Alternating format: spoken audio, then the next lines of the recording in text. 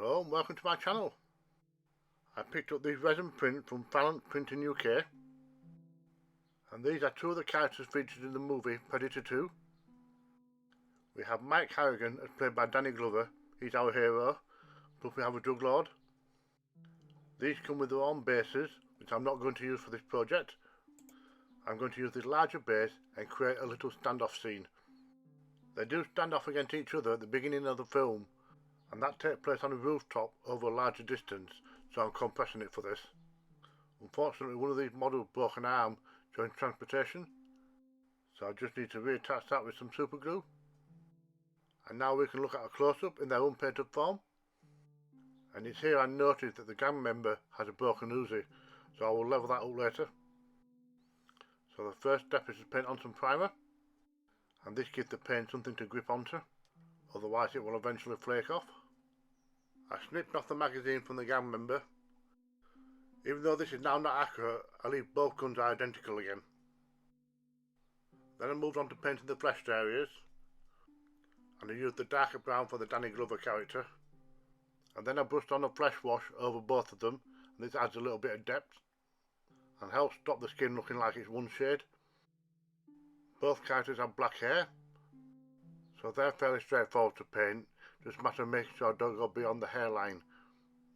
Especially for the gang member who has lots of hair, which is why I like to get it out of the way at this early stage.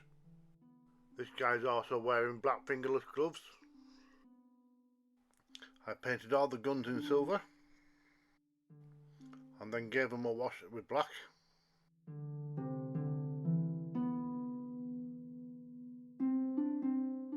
I painted the bulletproof vest in olive green.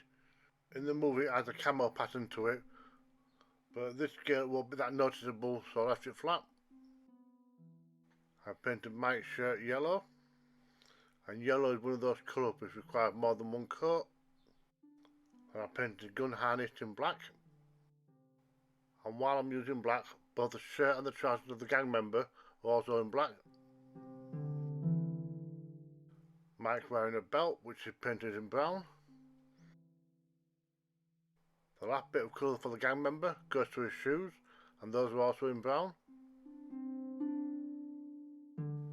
Very carefully and using a fine brush, I paint Mike's belt buckle silver.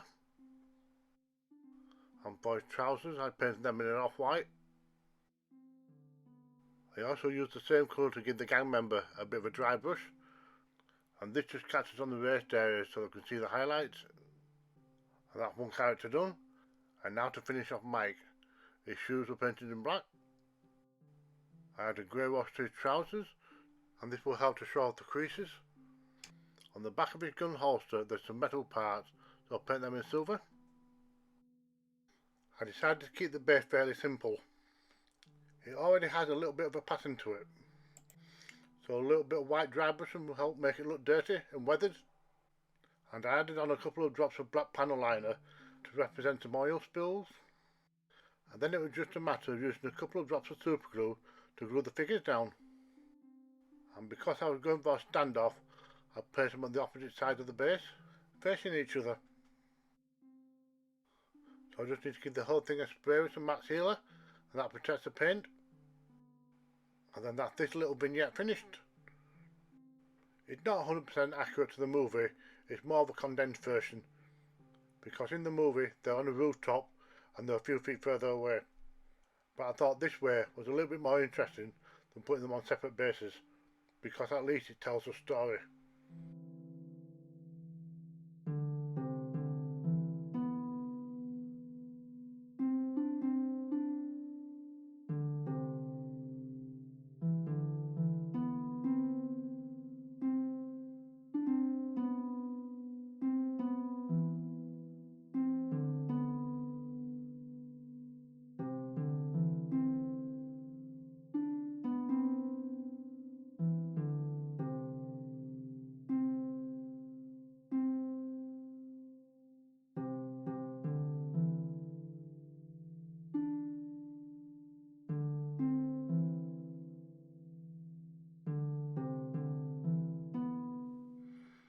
Thank you for watching. Don't forget, if I can do it, so can you.